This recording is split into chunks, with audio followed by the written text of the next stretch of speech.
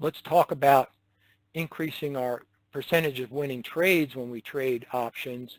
And step 3 in our trade selection process is we use the 1% rule to select the option strike price with a higher percentage of winning trades. So once we select a stock for an option purchase, you must then select the option strike price, and depending on the stock, there could be hundreds or even thousands of strike prices available. So the question becomes, how do you determine which strike price to use? So let's look at the basics first of options trading. Option premiums consist of time value and intrinsic value, and each day before option expiration, the time value portion of the option decays, and the greatest amount of decay occurs in the last 30 days before option expiration. And at expiration, options lose all time value and consist of only intrinsic value. So here's a chart of a typical time decay of an option, and we can see the time decays a little bit each day. The most rapid time decay is 30 days before expiration. So each day before expiration, that option is going to lose time value. So when you buy an option, you're buying a decaying asset because it's going to decay a little bit each day before expiration. So due to those time decay characteristics of options, when we buy an option, we want to minimize the time value and maximize the intrinsic value. So our goal when buying an option is to minimize time value, maximize intrinsic value. Now the best way to minimize time value and maximize intrinsic value is to purchase in-the-money options. In-the-money options have more intrinsic value and less time value than at-the-money or out-of-the-money options. Now the intrinsic value of an option is calculated by subtracting the strike price of the option from the current stock price.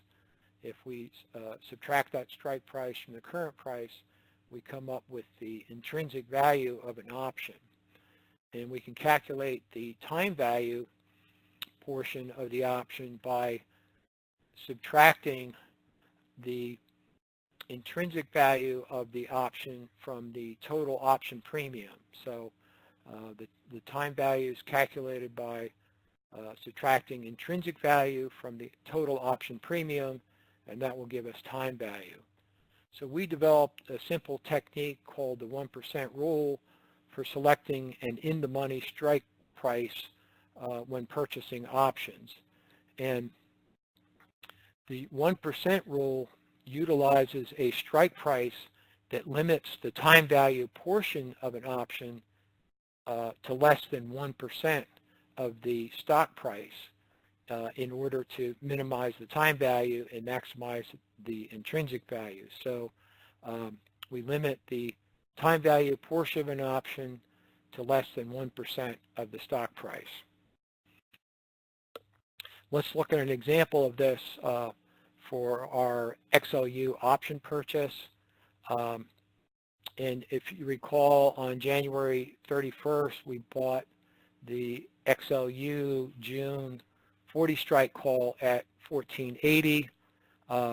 XLU was trading at 54.36 on January 31st.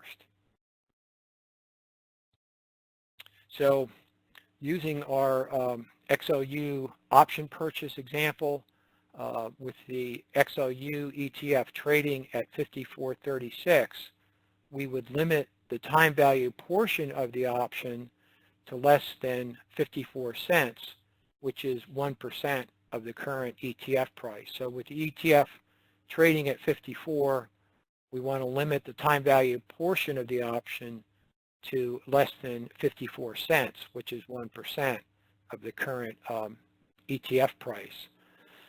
So to calculate the intrinsic value, we subtract the strike price of 40 from the current price of the ETF, 54.36, and we come up with an intrinsic value of 14.36. Then we can calculate the time value by subtracting that intrinsic value of 14.36 from the option premium. We paid 14.80 for the option, so that if we calculate that out, the time value portion of that option was 44 cents. So 44 cents is less than 1% of the 54 stock price. So this strike price would qualify under the 1% rule. So 44 cents less than the current ETF price of 54, so it qualifies for the 1% rule. And in this example, XLU only needs to increase 44 cents for the trade to break even and start profiting. So that's a pretty small move. So when the XLU, if it increases 44 cents, then we start profiting on this call option purchase. So again, if you limit the time value portion of an option to less than 1% of the strike price, the stock price only needs to increase 1% in order for the option trade to profit.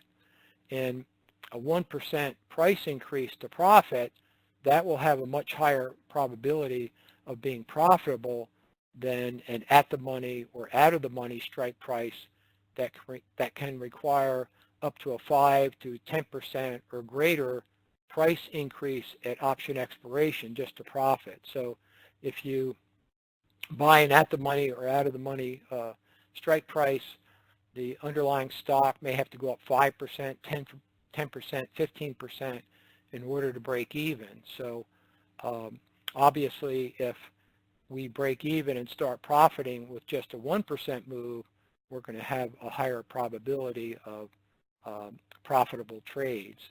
And when you buy those at-the-money or out-of-the-money strikes, many times the expected stock price move will not occur before option expiration. When you use the 1% rule, the value of the option will increase $100 for each 1 point increase in the underlying stock or ETF. So when you buy the in-the-money options, every 1 point move in the underlying stock will increase the value of the option by $100. And you have to remember, if you purchase an at-the-money or out-of-the-money strike call and the stock is flat or down at option expiration, it will result in a 100% loss for your option trade. So you don't want to be in that position. So again, if you purchase an at-the-money or out-of-the-money strike, if the stock is flat or down at expiration, you'll lose 100% on your premium. So using the 1% rule to select the option strike price will increase your percentage of winning trades compared to trading at the money or out of the money strike calls, and this higher accuracy can make you a more successful trader. So we currently have a 28% return on the XLU option trade, and we have an option trading service, and we send out email alerts to members with specific instructions whenever there's a new option trade recommendation or if we have an existing trade that we're closing out. So we maintain a portfolio of the open option trades, and we also maintain a track record of the closed out trades so that we account for all the trade recommendations that we send out. So the option trading service will make trade recommendations for purchasing options, and as of yesterday, our option purchase portfolio had a $90,000 open trade profit and an average return of 195%. So this column here lists the the option that we own. This is our entry price here, our quantity, the last price, the dollar profit for each option, and the percent return for each option. So our option portfolio is doing well using the PowerTrend option system. So no losing trades, average return of 195%. Now, if you become a member of our option trading service, then you get access to the 6 option calculators for the different optioneering strategies, and you'll get access to those calculators, and we use those before we take an option trade, whether it's an option purchase or a spread trade.